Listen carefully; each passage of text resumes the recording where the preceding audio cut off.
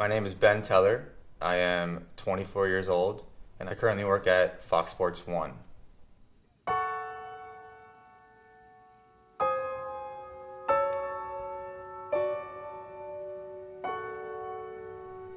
It was 4 days before I was moving in to college, and I kind of had a reoccurrence of fevers. My mom was worried, and so she felt the right thing to do was to go to the doctor. After some scans, they told me that I had an 8-centimeter mass sitting on the left side of my chest, and that we had to go see a specialist because I had stage 3 Hodgkin's lymphoma. Is this on video? Oh, hi! Hi, Mom! Hi, Dad! I was 18. I don't think I knew what cancer was at 18. So I sit here in the chemo room, and they're about to flush my port because it's kind of clogged. When I was done with treatment, I was like, oh, okay, I'm done. This is how it should be, right? 18 months later, after a routine PET scan, I was diagnosed again with cancer. I'm just not happy right now. I want to go home.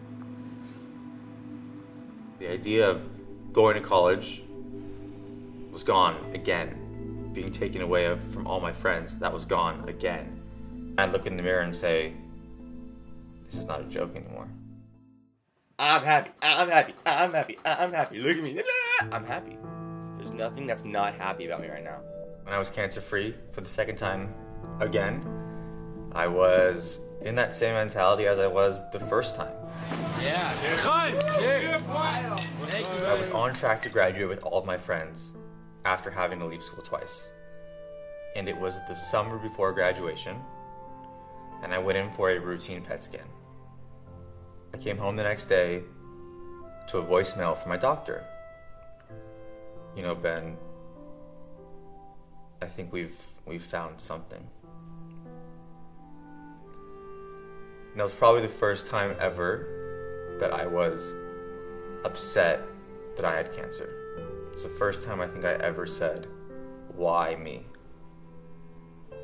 I was upset and mad and angry. When I found out that I was diagnosed for the 3rd time, I can now say that I was not prepared for how hard it was going to be. We were talking about life and death. The only way I was ever going to be cancer-free ever, again, was with a transplant.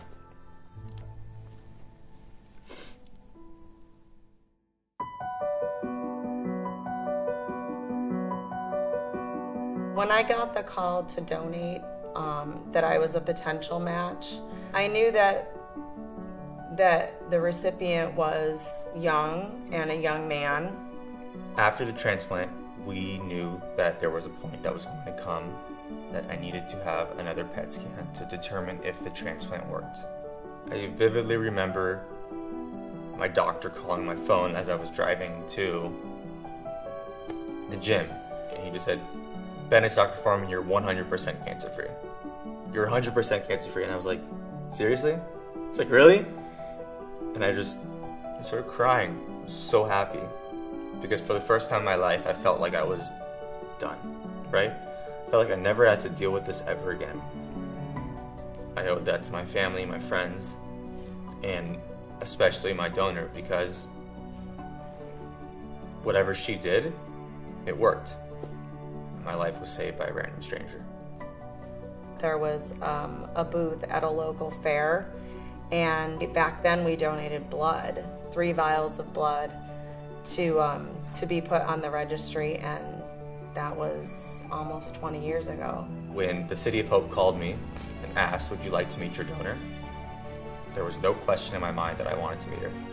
I was excited. It was kind of kept a little bit under wraps because they wanted to make it such a big deal at the Rose Parade. I wanted to see this brave woman, and they set us up on January 1st at the Rose Parade to meet on live TV.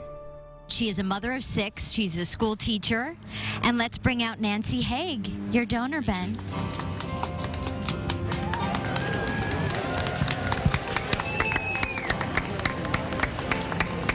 It was a relief when I got to meet, and I just immediately felt a connection. When I saw her for the first time, when I found out that she was a teacher and she had 6 kids and that she was just a normal person doing a good deed,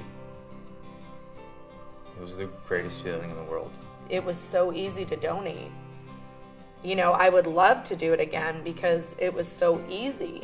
The most rewarding thing is that Ben's alive. That I was able to do something to contribute to that. Now we're like family, right?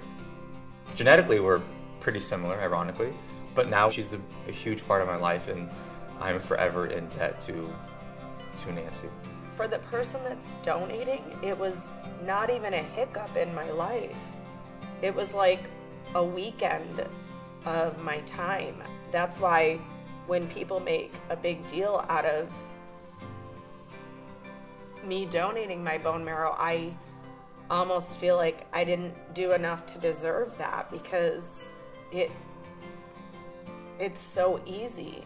To advocate for everybody to sign up for the Be the Match registry, I could say there's nothing more important. I'm sitting in this chair because of Be the Match.